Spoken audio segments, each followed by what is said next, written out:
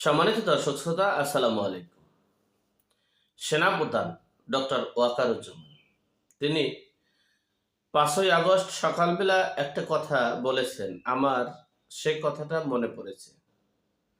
তিনি ইতিহাস গড়তেছেন এবং কোন ইতিহাস গড়তেছেন সেটা আস্তে আস্তে প্রমাণিত হচ্ছে। সে বিষয়ে আপনাদের সাথে সংক্ষেপে আলোচনা করছি।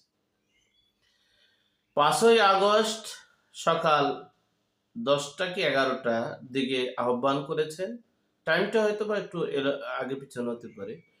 এরপরে তারা মিটিং করে বলেছেন, জাতির উদ্দেশ্যে বলেছেন যে আমি আমিরে জামাত শফিকুল ইসলাম সহ মির্জা ফখরুল ইসলাম আলমগীর সহ সকলের সাথে কথা বলেছি।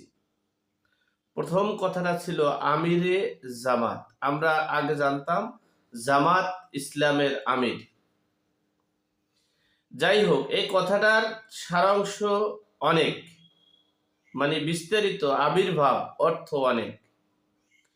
যাই হোক, এই সেনাপ্রধান ওয়াকারুজ্জামান, আপনারা দেখেছেন প্রতিটা বক্তব্যের মাঝখানে তিনি হাদিস এবং আল্লাহ এবং রাসূলের কথা বলছেন। এজন্য আমি আন্তরিকভাবে তাকে অনেক ভালো জানি।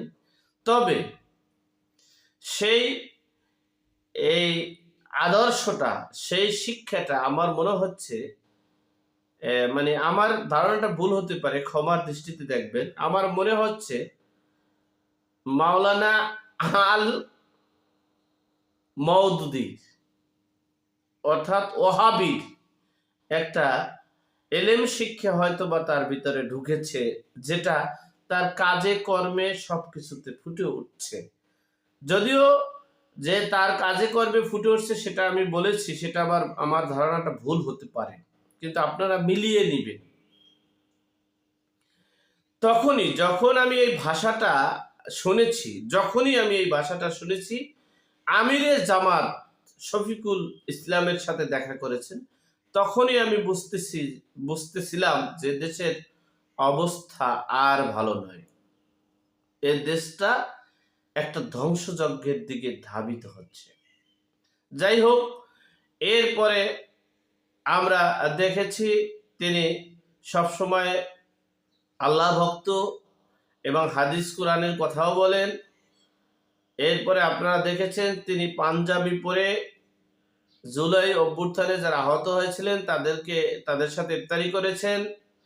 তাদেরকে দ্বিতীয় স্বাধীনতার জন্য যে সম্মান শ্রদ্ধা করতে হবে, দ্বিতীয় স্বাধীনতার করার জন্য যে তাদের যে উপাধি দিতে হবে সেগুলোও তিনি দিবেন, হয়তোবা সেটা আগার ইঙ্গিতে তিনি বলেছেন।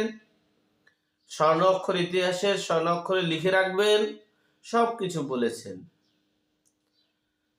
এরপরে তিনি আজ এই বঙ্গভবন অর্থাৎ রাষ্ট্রপতির বাসভবনে সকল লোকজনদেরকে নিয়ে সেখানে একটা মেটিকুলাস সিস্টেম ডিজাইন হয়েছে অবশ্যই।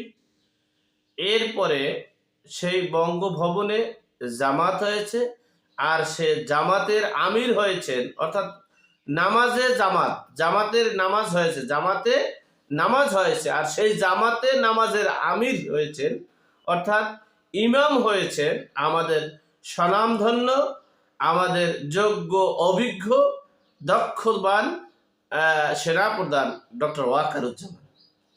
তবে আমার কাছে একটা বিষয় মনে হচ্ছে, নামাজ রোজা খুব চমৎকার, সব খুবই ভালো, আর সেখানে ইমামতি করেছেন, আর রাষ্ট্রপতি মুক্তাদি হয়েছেন।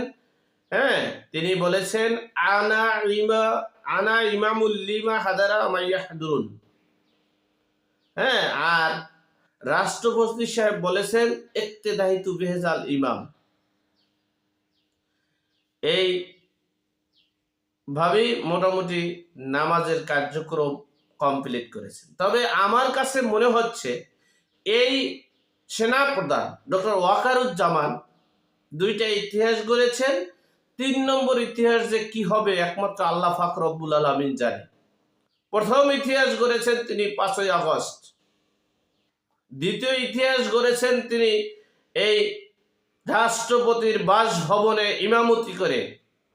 তৃতীয় ইতিহাস গড়ার মানে খুব কাছাকাছি চলে আসছে। সেই ইতিহাসে কি যে হবে একমাত্র আল্লাহ পাক রব্বুল আলামিন জানে। যাই হোক, আল্লাহ পাক রব্বুল আলামিন জানে। আর আমরা চাই না এরকমের ইতিহাস, এত দূর ইতিহাস না হোক। আল্লাহ আমাদের সকলের বিপদ আপদ বালা মুসিবত থেকে হেফাজত করুক। আমিন। আসসালামু আলাইকুম।